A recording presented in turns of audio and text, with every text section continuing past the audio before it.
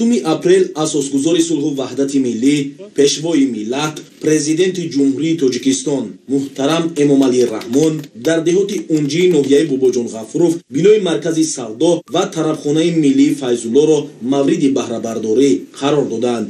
иншооти мазкур сеошёна буда аз тарафи соҳибкори ватанӣ Файзулло Абдуллоев дар доираи тадбирҳои ободонию бунёдкорӣ ба истиқболи ҷашни 30-солагии истиқлоли давлатӣ ва солҳои рушди деҳот, сайёҳӣ ва ҳунарҳои мардумӣ бунёд карда шудааст. пас аз мавриди баҳрабардорӣ қарор гирифтани маркази савдо, тарабхона ва сехи қаннодӣ 30 нафар сокини маҳаллӣ бо ҷои кори доимӣ таъмин карда шуданд.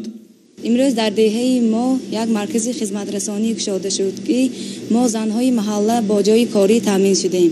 ما منتداری خودمان را به پیشوای ملت محترم جناب عالی امامعلی رحمان میرسانیم.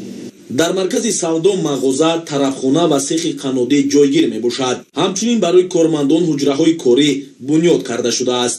дар рафти бунёди иншоот ба сифати корҳои сохтмонӣ таваҷҷӯҳи махсус зоҳир карда шуда, бино бо унсурҳои хоси миллӣ ва шаклу услуби хос қомат афрохтааст. ҳамчунин бо мақсади зебову назаррабон намудани муҳит дар атрофи иншоот гулу бута ва ниҳолҳои ороишӣ шинонида шудааст. соҳибкори ватанӣ иқдом гирифтааст ки дар маркази савдо бештар маҳсулоти истеҳсоли ватанӣ ки дорои сифати баланд ва аз ҷиҳати экологӣ тоза мебошад ба фурӯш бароранд.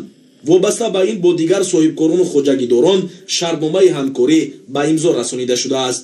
аснои шиносоӣ бо тарҳи бино ва сатҳи хизматрасонӣ дар он пешвои миллат муҳтарам Эмомалӣ Раҳмон ба сифати корҳои сохтмонӣ ва иқдоми ватандӯстонаи соҳибкори маҳаллӣ баҳои баланд доданд. пас аз ифтитоҳи иншооти нави хизматрасонӣ дар ошиёнаи дуюми бино сарвари давлат муҳтарам Эмомалӣ Раҳмон бо ятимони кулли вилояти Суғд вохӯрии самимӣ анҷом дода ба онҳо сару либос, китоб ва ширинӣ тӯҳфа намуданд. همچون آنها در رفتی سفرها در فصل بهار و جشن بین المللی نوروز با شما دیدار بینی میکنیم. من با شما و میخوام دائما تاکید یک چیز است. تاکید میکنم که خانه دانش خوب آموزید، آمادگی بینید به حیات مستقلانه و زندگی مستقلانه. بعد ختم مکتب هدف مقصدهای خودتان را انتخاب کنید. وظیفه ما تربیت کردن شما را تا زمینه به حیات مستقلانه گسیل کردن وظیفه دولت و حکومت جمهوری تاجیکستان عبارت است. تمام شرایط را برای تحصیل ما برای شما مهیا کردیم. دستگیری غمخواری حکومت مملکت برای شما موقتی نیست، دائمی است، لیکن همچون آنانه در عرفهای جشن و عیدهای ملی و استقلالیت دولت دیگر با سپارش امر پرزیدنت جمهوری تمام روابط مقامات حکومت محلی، ولایت‌ها، شهرنایه‌ها، صاحبکاران، شخصان سخاوت پیشه دستی کمک، دستی خیر و سخا با شما دراز میکنند. این بسیار کار خوب است. شما هم که پگاه کلان شدید، خود صاحب کار، زندگی خوب گردیدید، بعد باز با دیگران با نیازمندان، با احتیاجمندان وقتش میرسد که شما نیز کمک میرسانید. دیگر خواهش و طلب ما در همه دور زمان کمالات شما همین است که کتاب خوانید، اثرهای بردهی بیشتر مطالعه کنید، آداب و اخلاق خوب داشته باشید، پند و نصیحت و آموزگاران و مربیای خودتان از خود کنید، عزت احترام نسبت به آموزگاران مربیان داشته باشید، مخصوصا به شخصان کلانسال احترام گذارید.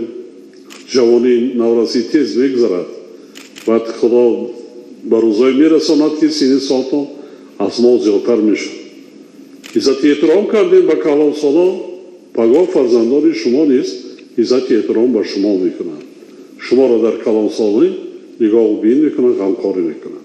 دیگر که در آزمان‌های جمهوری فعال باشید، این برای شما هم است. بینیتان نورسان ما، جوانان ما چگونه فعال هستند در آزمان جمهوری فروغ اقتصادی دانایی اشتراک میکنند. با واسطه تلویزیون تماشا میکنید، نه؟ میبینید، گوش میکنید. بله. شما هم خوانید. شما هم کتاب‌ها هست، اثرهای بدیعی هست، روبران مؤسسه‌های تعلیمی وظیفه‌دارند که شما را تامین کنند. نوروزتان مبارک باشد. بار دیگر اشتیاقتان سلامت باشد، خوشبخت باشد. باز در این سال سالی مخصوص است. می‌دانید سالی تاریخی دولت صاحب استقلال ما 30 ساله می‌شود. 30 ساله عین کمالات بگیم جوانمردی جوانان را که میگه 30 سالگی عین کمالات است. یعنی دولت ما مثل یک جوانمردی که به کمالات میرسد همین 30 ساله شده است. برای چیکار کردم؟ آینده دولت دست کیست؟ در دست شما نورسان جوانان امروزه. شما باید خوانید، کسب آموزید، هنر آموزید، دانشمند شوید، اختراعکار شوید و دولت خود وطن خودتان شایعی کنید، بنیاد کنید، آباد نمایید. برای چیکار کردن در کار؟ خواندن در کار، علم آموختن در کار، کسب هنر آموختن در کار، زبانهای خارجی را ازبر کردن در کار. سلامت باشید. مبارک شود. اشتیاقتان این دسترخوان ایدانه برای شما. خرسندی کنید، رقص بازی کنید. یه روز برای شما عید است. در این ملاقات 100 نفر یتیمی کل از شهر و ناحیه‌های اسفره، گلستان، بوستان، کنیبودان و باباجان غفورов از تحفه‌های پیشوای ملت بهره‌ور گشتند. عملی نیک و خیرخواهانه باعث روحبلندی یتیمان گردیده شادی و نشاطشان حد و کنار نداشت و شکرگزار از آن بودند که در چنین فضای آرام و آسوده تاجیکستان صاحب استقلال زندگی نموده پیوسته تحت نظارت پیشوای ملت محترم امامعلی رحمان قرار دارند. باعث افتخار است که در چنین دولتی صاحب استقلال دنیوی و دموکراتی زندگانی و فعالیت میکنم. من میخواهم که آینده مکتب را با بهای خوب و اعلی ختم نموده به دانشگاه داخل شده و دولت و ملت خود صادقانه خدمت نمایم. ما یتیمان هیچ وقت حس نمیکنیم که ما بی پدر و مادر هستیم. مورد ذکر است که در دوران صاحب استقلالی حکومت جمهوری تاجیکستان در برابر دیگر مسئله‌ها با مقصد بلند برداشتن وضع اجتماعی اهالی از جمله سابقه‌داران جنگ و مهنت، یتیمان و بی‌پرستاران و حل مشکلات شخصان احتیاجمند و امکاناتشان محدود اعتبار جدی داده برای تامین احتیاجات آنها و بهداشت سطح زندگی قشر نیازمند جامعه تدبیرهای سودمند را راه‌اندازی می‌نماید. پایه سرجمعی ما پیشوای ملت است.